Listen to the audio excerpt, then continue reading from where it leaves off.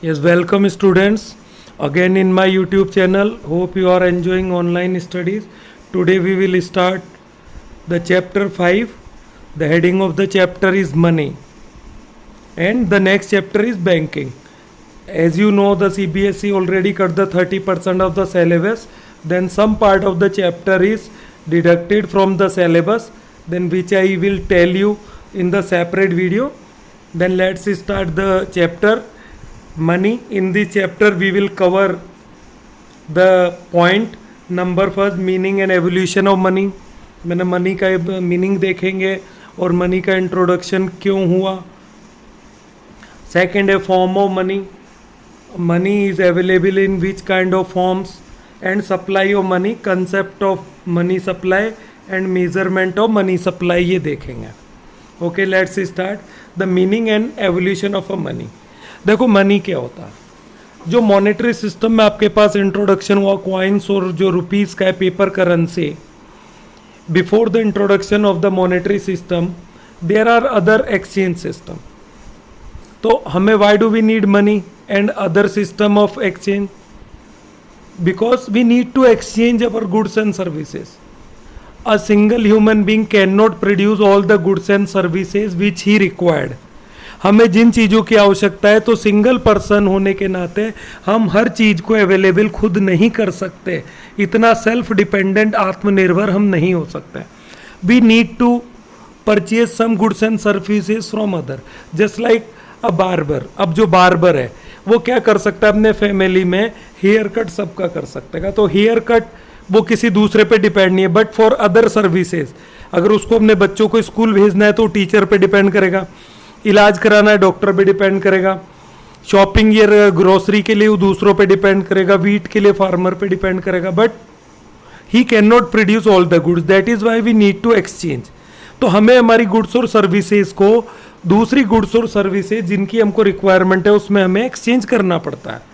So we required money. Because money का जो main role वो क्या है, मनी का जो रोल होता है वो मीडियम ऑफ एक्सचेंज है. A thing which is commonly accepted as a medium of exchange is called money. तो जब हमारे पास meaning and evolution of money आता है, तो मीनिंग ऑफ मनी में है, तो ये मेजर इसका डेफिनेशन है कि a thing which is commonly accepted as the medium of exchange is called money. Example है rupee in India is money. The rupees in India is accepted as a medium of exchange, that is why it is called money in India. बस जो Indian rupees है will not be accepted in USA, in China, तो वहाँ पे ये medium of exchange नहीं होगा. तो इंडियन जो रुपीज़ है वो अमेरिका में, चाइना में, इसको हम मनी नहीं बोलेंगे. A rupee in India is money as it is commonly accepted medium of exchange here. Likewise a dollar in USA is money as it is commonly accepted medium of exchange there. In olden days goods were exchange for goods. Olden days में क्या था, goods जो थी, goods के बदले में goods को exchange किया जाता था. सर्विस के बदले में सर्विस एक्सचेंज हो सकता था. देयर वॉज नो मनी, और उस टाइम मनी नहीं था. Thus a cobbler would make shoes in return of the wheat from the farmer.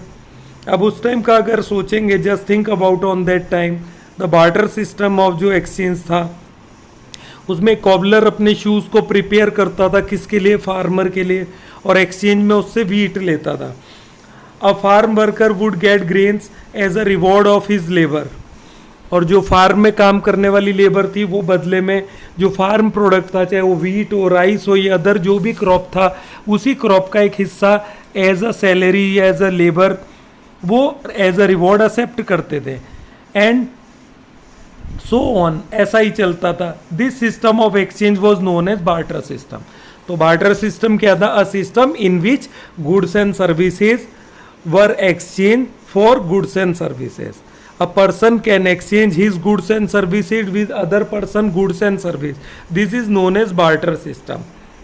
But with the multiplicity of the want and greater need of exchange, अब जैसे जैसे time pass हुआ, time गुजरा, then the wants of the human beings increasing, वो human wants थी वो increase होने लगी, मल्टीप्लिसिटी इतनी ज़्यादा बढ़ गई. देन द बार्टर सिस्टम जो था showed many loop holes, many problem. तो बार्टर सिस्टम के साथ कई सारी प्रॉब्लम्स आने लगी.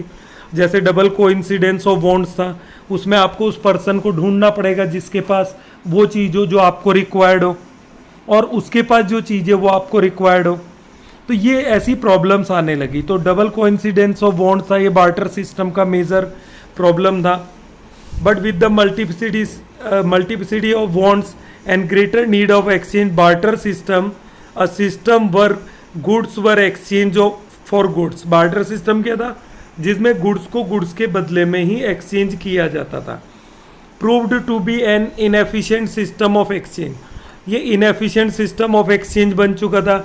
It is then that we invented money, और ये वही टाइम था कि इसी कारण हमें मनी का इन्वेंशन करना पड़ा।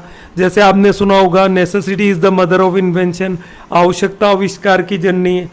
तो जब हमें बार्टर सिस्टम में प्रॉब्लम होने लगा तो हमने मनी को इन्वेंट कर लिया, अ कॉमन मीडियम ऑफ एक्सचेंज। और उस मनी को जो था, चाहे वो कॉइन थे, स्टार्टिंग का मनी क्या था? सिल्वर कॉइन, गोल्ड कॉइन, या जो एलॉय थे कॉपर के कॉइन आए, इनको मीडियम ऑफ एक्सचेंज में एक्सेप्ट किया जाने लगा। Now goods were not sold for goods, instead goods were sold for money.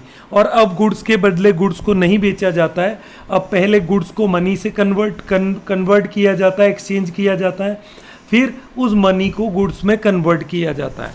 मतलब अब हर आदमी जो है, हर पर्सन जो है, वो अपनी गुड्स या सर्विस को प्रोवाइड करवाता है in exchange of money.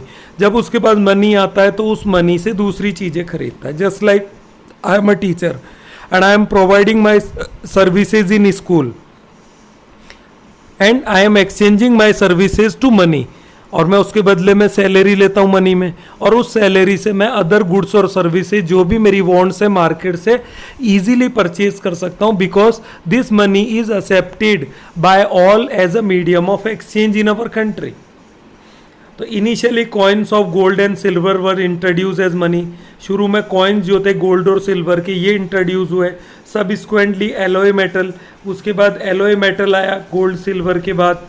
Was used for coinage, जिसको कॉइनेज बोला जाता है। उस टाइम सिर्फ कॉइन चलते थे, पेपर करेंसी नहीं था। अलॉन्ग विद पेपर करेंसी, और बाद में पेपर करेंसी आया। And now is the age of plastic money, और अब प्लास्टिक मनी आ चुका है, credit card, debit card in the form of cash cards, और ई मनी। ई मनी जो आप ऑनलाइन ट्रांसफ़र करते हैं पैसे का, we can called it e money. In the, जैसे आप कोई भी जो ऐप यूज़ करके ऑनलाइन ट्रांजेक्शन करते हैं, क्यूआर कोड को स्कैन करके जो पे कर देते हैं, it is called E money. Form electronic transfer of money by the way of credit debit entries in the bank account. Bank account passbook में आपने देखा होगा, एक तरफ क्रेडिट एंट्री होती है, एक तरफ डेबिट एंट्री होती है। उसमें क्रेडिट का मतलब होता है आपके खाते में पैसा आया है, बैंक पासबुक की मैं बात कर रहा हूँ। और डेबिट जो अकाउंट होता है उसका मतलब आपके बैंक अकाउंट से जो पैसा डेबिट हुआ है गया है 10, और सामने बैलेंस वाला कॉलम होता है। अगर पैसा क्रेडिट होता है तो बैलेंस इंक्रीज हो जाता है, पैसा डेबिट होता है तो वो बैलेंस कम शो करता है। Thus the origin and the evolution of the money is related to the need and facility of exchange. तो जो मनी का जो ओरिजन हुआ, मनी की जो आवश्यकता पड़ी है, उसका जो एवोल्यूशन जिसको हम बोलते हैं, आविष्कार हुआ है, वो किस कारण हुआ है? रिलेटेड टू द नीड्स, वो हमारी आवश्यकताओं और हमारी फैसिलिटी सुविधाओं के कारण हुआ है। क्योंकि बार्टर सिस्टम में हमको कई प्रॉब्लम आने लगती थी। अब ऐसे ही ओल्ड जो सिस्टम होता है वो जब न्यू सिस्टम से रिप्लेस होता है, क्यों होता है? क्योंकि ओल्ड सिस्टम में हमें कई कमियां मिलने लगती हैं। Just like now we are using the 4G mobile. अब 4G में हमको वापस स्पीड वाला प्रॉब्लम आने लग गया है। अब ऑनलाइन स्टडी में कई प्रॉब्लम आती है, तो अब क्या होगा? कंपनीज 5G 6G नए इंस्ट्रूमेंट्स, नई डिवाइस बनाएंगी, तो हम उससे इसको रिप्लेस कर लेंगे। अब हमने बात था ओरिजन ऑफ मनी। तो ओरिजन ऑफ मनी में क्या है? ओरिजन बोलो चाहे एवोल्यूशन ऑफ मनी बोलो, और money is related to the need and facility of exchange. ये सिर्फ और सिर्फ किस कारण हुआ? हमारी नीड और हमारी फैसिलिटी के कारण। किसकी? एक्सचेंज वाली फैसिलिटी। तो मनी के इंट्रोडक्शन के बाद हमारा जो एक्सचेंज था बड़ा इजी हो गया है। Therefore money is generally defined as the thing that is commonly accepted as the medium of exchange. ठीक, तो मनी को हम ऐसे कैसे डिफाइन करते हैं?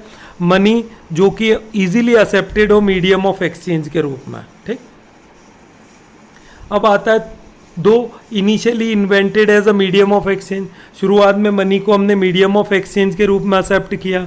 Gradually money found its other uses as well, बाद में मनी के दूसरे यूजेस भी सामने आने लगे।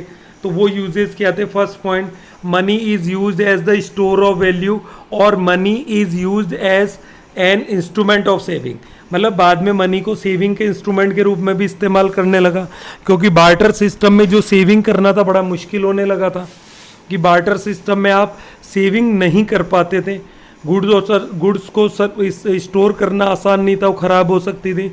बट जो मनी का इंट्रोडक्शन हुआ उसके बाद उसका इस्तेमाल स्टोर ऑफ वैल्यू के तरीके से होने लगा। सेकेंड है, money is used as the measure of value, measure of value. Now it is very easy to fix the price of goods and service, goods और सर्विसेज के प्राइस को money में रिप्रेजेंट करना बड़ा आसान है, तो ये मेजर ऑफ वैल्यू वाला काम भी करने लगा। Value of goods and services is express in terms of money, अब मनी के टर्म्स में इनकी प्राइस को बड़े आसानी से हम एक्सप्रेस कर सकते हैं। नेक्स्ट आता है, money is used as the standard of deferred payment. Standard of deferred payment का मतलब होता है फ्यूचर पेमेंट के लिए। जैसे आप बैंक से लोन लेते हैं तो आप वहाँ प्रॉमिस करते हैं डॉक्यूमेंटेशन पूरा कोलेटरल देके कि in future I will pay, it is called deferred payment. तो जो फ्यूचर में पे करना मनी से आसान होता है, it is never easy to pay in barter system. Future payment जो था बार्टर सिस्टम में कभी आसान नहीं था। Deferred payment are those payment which are made sometime in the future, जिसको फ्यूचर में देना होता था। तो these are the three uses also. पहला तो मीडियम ऑफ एक्सचेंज तो था ही, इसी कारण तो मनी का ओरिजिन हुआ, एवोल्यूशन हुआ। फिर उसके जो अदर यूजेज थे बाद में, store of value, measure of value, standard of deferred payment. Deferred payment मतलब फ्यूचर जो पेमेंट था उससे। Owing to its multiple function money has acquired a wider definition, और जब इसके दूसरे यूजेज आए मनी के तो इसका डेफिनेशन भी वाइड हो गया। पहले तो सिर्फ मीडियम ऑफ एक्सचेंज तक ये लिमिटेड था। It is defined as the instrument that serves as the medium of exchange, store of value, measure of value and standard of deferred payment. Briefly it is said that money is what money does. तो अगर short में बोलें, पहला तो ये money का जो wide range था डेफिनेशन का, वो क्या था? मनी क्या है?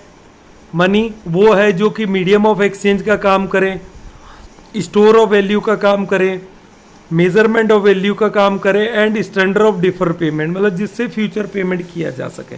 तो ये चारों फंक्शन हमने इंक्लूड कर दिए। It is the wider definition of money. But अगर आप शॉर्ट ब्रीफली बोलोगे तो money is what money does, मतलब पैसा वही है जो वो कर सकता है। तो ये एकदम स्मार्ट डेफिनेशन हुआ। नाउ डेफिनेशन ऑफ मनी अगर आप लेते हैं तो उसमें क्या होगा, अब आप देखें इसमें सारी चीज़ें इंक्लूड है। Money is what money does, first तो आपने समराइज कर दिया। फिर it is defined as the instrument that serves as the medium of exchange, store of value, measure of value and standard of defer payment. तो चारों तो function इसमें include है, और शॉर्ट जो था वो money is what money does ये इंक्लूड कर दिया है। तो मेरे हिसाब से आप इसको याद कर लें। It is the short and sweet definition of money. Next, basic function of money. What are the basic function? तो वही medium of exchange, store of value, measure of value and measure deferred payment वाला है। The definition of money conveys the basic function of money. There are first, money act as a medium of exchange. पहला, आप money से exchange कर सकते हैं, पैसा दे के आप कोई भी गुड्स और सर्विस खरीद सकते हैं। Second, money serves as the store of value, आप मनी को स्टोर कर सकते हैं। People save in terms of money, आप पैसे को सेव कर सकते हैं, या पैसे से किसी चीज़ को जैसे मकान दुकान खरीद लिया ऐसे स्टोर किया जा सकता है उसको। थर्ड है, money is a measure of value. Money जो है measure of value, we can represent the money, the value of each and everything in money. Market price of goods and services is express in terms of money. किसी भी चीज़ का जो market price था उसको आप money में express कर सकते हो। एंड फोर्थ है, money serves as the standard of deferred payment. आप डिफर्ड पेमेंट के रूप में इसको बता सकते हैं, या इन फ्यूचर पेमेंट कर सकते हैं मनी से, फ्यूचर पेमेंट। डिफर्ड पेमेंट का आप याद रखें, फ्यूचर पेमेंट से मतलब होता है when business contract are sign, जब कोई बिजनेस कॉन्ट्रैक्ट होता है, या जब आप बैंक से लोन लेते हैं वो कॉन्ट्रैक्ट साइन होता है, on the basis of future payment, money act as the instrument of those payment. तो उन पेमेंट्स के लिए मनी जो है हमारे लिए काम करता है, तो वो फ्यूचर पेमेंट हो गया। ठीक है। Now barter system, what was the barter system, आपने प्रीवियस क्लासेस में पढ़ा है, इसको देख लेते हैं भी हमारा बार्टर सिस्टम क्या है।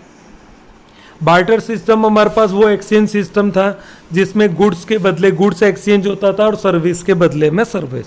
मतलब एज अ टीचर अगर मुझे गेहूं चाहिए तो मुझे किसी फार्मर के बच्चों को पढ़ाना पड़ेगा, अगर मुझे कपड़े चाहिए तो मुझे किसी क्लॉथ मर्चेंट जो है उसके बच्चों को ट्यूशन पढ़ाना पड़ेगा, ग्रोसरी के लिए मुझे ग्रोसर के बच्चों को ट्यूशन पढ़ाना पड़ेगा। सेम अगर मुझे डॉक्टर की सर्विसेज चाहिए तो मुझे डॉक्टर के बच्चों को पढ़ाना पड़ेगा। एज अ टीचर अगर मैं सोचता हूँ, then you can think differently. Barter system of exchange is a system in which goods are exchange for goods. तो बार्टर सिस्टम में गुड्स के बदले में गुड्स एक्सचेंज होती थी। If as a farmer you have surplus production of rice, you are to look for a person who need rice. अगर आपको as a farmer you have surplus of rice, आपके पास rice खूब सारे हैं, तो आप राइस को एक्सचेंज करेंगे दूसरी चीज़ों से। Look for the person who need rice and at the same time has sees cloth. अब सेम टाइम आपको कपड़ा चाहिए, आप चावल दे के कपड़ा लेंगे, तो आपको ऐसा आदमी ढूंढना पड़ेगा जिसके पास कपड़ा हो और वो चावल, उसे चावल की आवश्यकता हो, तो तुरंत चावल लेके कपड़ा आपको दे देगा। Which you need for your self, it means double coincidence of bond. तो बार्टर सिस्टम में डबल कोइंसिडेंस ऑफ बॉन्ड मतलब दोहरा संयोग चाहिए था। अब वो दोहरा संयोग क्या था, पहला तो आपके पास वो चीज़ सरप्लस में हो, आप उसको दे सकें, दूसरा जो चीज़ आपको चाहिए वो सामने वाले के पास हो, तब जाके एक्सचेंज पॉसिबल था। अब जो मॉनेटरी एक्सचेंज है, आफ्टर जो इंट्रोडक्शन ऑफ मनी था, उसमें ये प्रॉब्लम नहीं आता है कि आप पैसा दें और उससे किसी भी चीज़ को एक्सचेंज करें। You want for cloth must coincidence with somebody want for rice.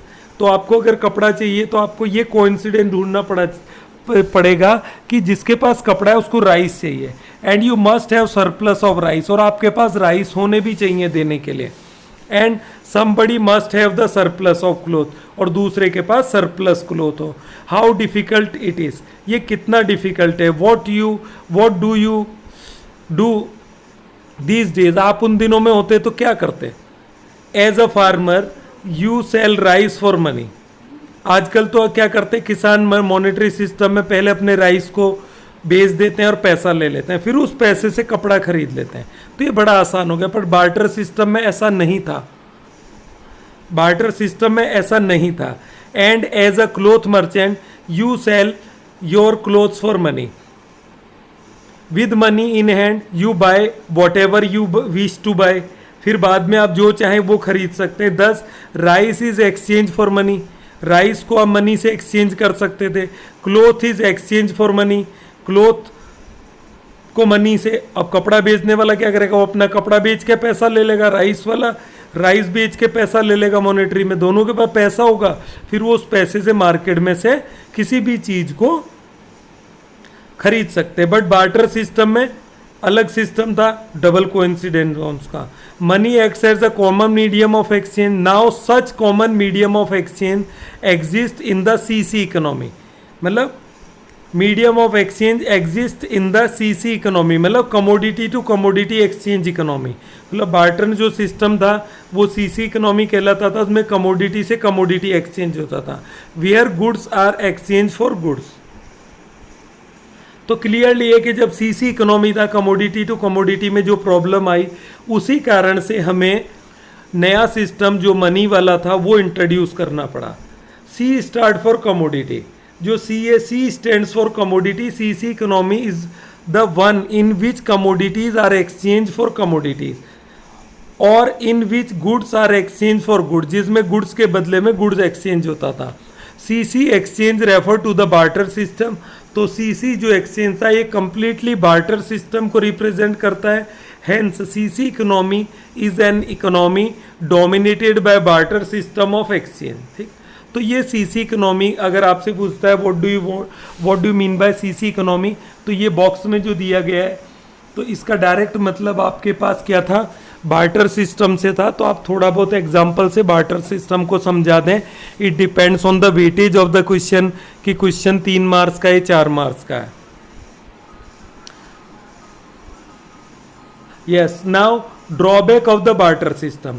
Barter system के जो ड्रॉबैक थे वो क्या थे, क्या कमियां थी बार्टर सिस्टम में कि जिस कारण हमको इसको एलिमिनेट करके मॉनेटरी सिस्टम ऑफ एक्सचेंज को इंट्रोड्यूस करना पड़ा. यस, तो drawback of the barter system and their elimination. तो जो बार्टर सिस्टम का एलिमिनेशन क्यों हुआ, तो उसके ड्रॉबैक्स क्या थे हम उनको पढ़ेंगे. It is a major question, पूछा जा सकता है what was the drawback of barter system. तो इसमें पहला था डबल कोइंसिडेंस ऑफ बॉन्ड. ये आपने पहले भी प्रीवियस क्लासेस में पढ़ा होगा. Yes, double coincidence of bond is the core characteristic of the barter system of exchange. तो यहाँ कोर कैरेक्टरिस्ट लिखा हुआ है, तो आप ये भी लिख सकते हैं double coincidence of bond is the core drawback या main drawback of the barter system. क्योंकि ये सबसे बड़ी प्रॉब्लम थे. दोहरा जो सहयोग था, double coincidence of bond implies that the two individuals are in the possession of such goods which they are willing to exchange for the satisfaction of their wants. मतलब दो लोगों के पास ऐसी चीजें होनी चाहिए जो विलिंगनेस वो अपनी इच्छा से एक्सचेंज करना चाहें. If you have a pencil and other student have a pen, और अगर आप दोनों एग्री हैं वो आप उसका पेन लेना चाहते हैं वो आपकी पेंसिल, तो ये डबल कोइंसिडेंस ऑफ वांट होगा और आप एक्सचेंज कर लेंगे. But if you have 2-3 pencils but other person have only 1 pen, he don't have the extra pen to exchange, तो फिर आपके पास एक्सचेंज नहीं होगा. तो ये सिस्टम वहाँ फेल हो जाता था. ठीक, but it is not always so simple. It is not so simple to find a person who wants your horse and at the same time has a cow that you want to buy. देखो, अगर आपके पास cow है और दूसरे के पास horse है, तो आप काउ को हॉर्स से एक्सचेंज करना चाहते हैं. अब उसके पास हॉर्स है but he don't want a cow to exchange, वो हॉर्स के बदले में काउ एक्सचेंज नहीं करना चाहता है, तो आपका ये सिस्टम वहाँ पे फेल हो जाता था. तो डबल कोइंसिडेंट बॉन्ड मतलब दोनों पर्सन विलिंगली एक्सचेंज करना चाहेंगे तो ही होगा. Then many more example can be created. Accordingly under the barter system of exchange remained extremely limited. तो इसकी कुछ लिमिटेशन थी कि एक लिमिट तक ही सक्सेस था. With the emergence of money as a medium of exchange a problem of double coincidence of want has vanish. तो जब मनी का एवोल्यूशन हुआ after the introduction of the money, double coincidence of wants वाला जो problem था vanished मतलब गायब हो गया है. Money as a medium of exchange has separated the act of sale and purchase.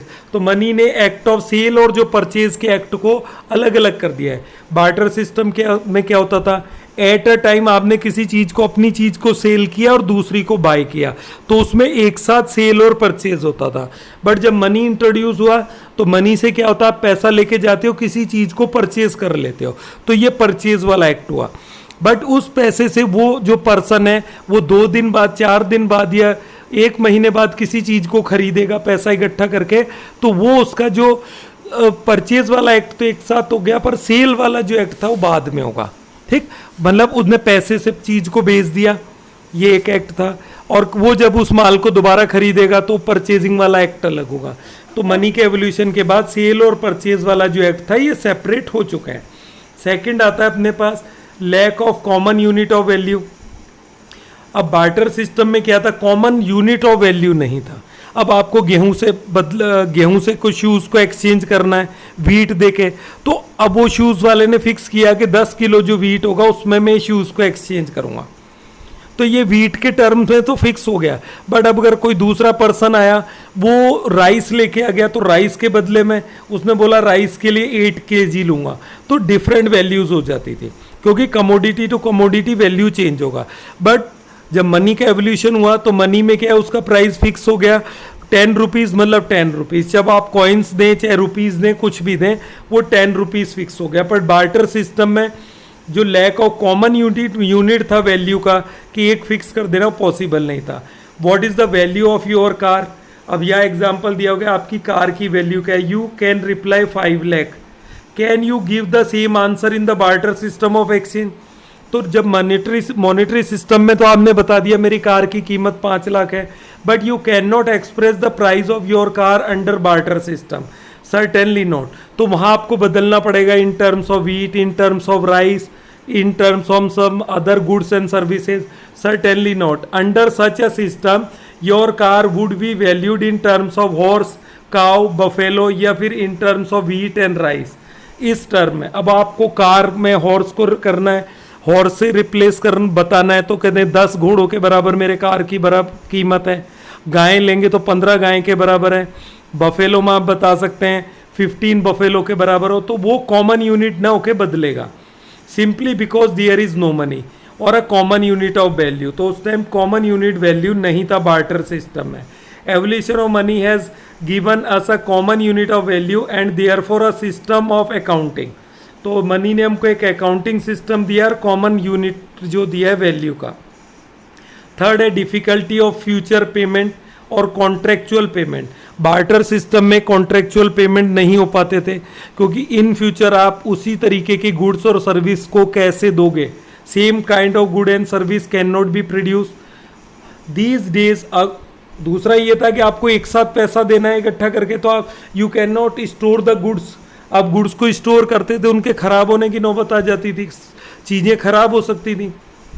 These days you hire a worker and strike a contract to pay him से 10,000 per month. PM मतलब per month. आपने कोई worker higher किया कि मैं तेरे को 10,000 रुपये महीना दूंगा। What do you do in the barter system? Barter system में आप क्या करते हैं, मैं तेरे को इतना गेहूं दूंगा महीने का। अरे तो हर महीने में गेहूं लेके क्या करूंगा, मैंने गेहूं 1 महीने ले लिया काफ़ी है, अब बाकी महीने मुझे दूसरी गुड्स और सर्विस चाहिए, तो आप रेगुलरली उसको हायर नहीं कर सकते थे, कोई कॉन्ट्रैक्ट नहीं बनता था। What do you do in the barter system? Would you decide to pay him in the terms of table and chair? अगर आप कारपेंटर हैं तो क्या आप उसको टेबल और चेयर में पे करेंगे? अगर आप टेबल चेयर में परचेज देते हैं तो उसको कितने टेबल चेयर देंगे, हर महीने टेबल चेयर देंगे तो क्या करेगा उसका? इन terms of rice of wheat, in terms of drugs और चॉकलेट, ड्रग्स मतलब दवाइयाँ, चॉकलेट इन टर्म्स कैसे पे करेंगे? वो 1 महीना ले लेगा पेमेंट चॉकलेट में या व्हीट में, पर नेक्स्ट मंथ वो सोचेगा मैं दूसरी जगह काम करूंगा, मुझे कपड़े चाहिए। कॉन्ट्रेक्चुअल पेमेंट और future payment would certainly be very difficult under barter system of exchange. Evolution of money has facilitated contractual payment. तो मनी का जो एवोल्यूशन हुआ इसमें कॉन्ट्रेक्चुअल पेमेंट भी होने लगे। आजकल साल भर का कॉन्ट्रैक्ट हो जाता है, 10,000 पर मंथ के हिसाब से साल भर काम करना है तो आराम से, क्योंकि मनी से आप कोई भी चीज़ मार्केट में गुड्स और सर्विसेज खरीद सकते हैं। नंबर 4 अपने पास आता है difficulty of storage of value. जो वैल्यू का स्टोरेज था वो बार्टर सिस्टम में पॉसिबल नहीं था, क्योंकि गुड्स और services can not be stored in the CC economy, मतलब commodity to commodity economy. Saving is possible only by way of storage of goods. भाई गुड्स का स्टोरेज आप कर लें, अब गुड्स का स्टोरेज कर लें तो गुड्स खराब हो सकती थी। It involve substantial storage cost, storage का कॉस्ट आने लगता था, as well as the fear of the capital loss owing to the natural disaster. अब नेचुरल डिजास्टर आया, वो आपकी गुड सर्विसेज का जो स्टोरेज था खराब हो गया। Further what happen if you are to transfer your saving from one place to other. अगर आपको अपनी सेविंग एक जगह से दूसरी जगह ट्रांसफर करनी है तो उसमें ट्रांसपोर्ट का इतना खर्चा आ जाता कि वो ट्रांसपोर्ट करना बेकार था। आजकल जो मनी है इसको ऑनलाइन ट्रांसफर करना कितना आसान है, जेब में रख के ले जाओ आप पैसा जहाँ जाते हो, वो बहुत आसान हो गया। So difficulty of storage is another drawback of barter system. तो ये 4 हमारे पास ड्रॉबैक थे। Obviously you are to transfer the goods which again is the difficult task, ये भी एक डिफिकल्ट टास्क था। Beside being expensive, evolution of money has made storage and transfer of value much easier. तो after the introduction of money ये जो सारे हमारे काम थे, वेदर वो यूनिट वैल्यू ऑफ अकाउंट हो, मीडियम ऑफ एक्सचेंज हो, डिफर्ड पेमेंट हो, ये सारे के सारे जो ट्रांसफर जो ऑफ मनी है सब इजी हो गए। दैट इज़ वाई जो मनी का एवोल्यूशन हुआ। यहाँ अपन एक हाई ऑर्डर थिंकिंग क्वेश्चन लेंगे। Introduction of money has separated the act of sale and purchase. How, हमने ऊपर पढ़ा कि ये सेल और परचेज के एक्ट को सेपरेट कर देता है। कैसे सेपरेट करता है इसको देखते हैं। आंसर है under the barter system of exchange act of sale and purchase of an individual must occur at the same point of time.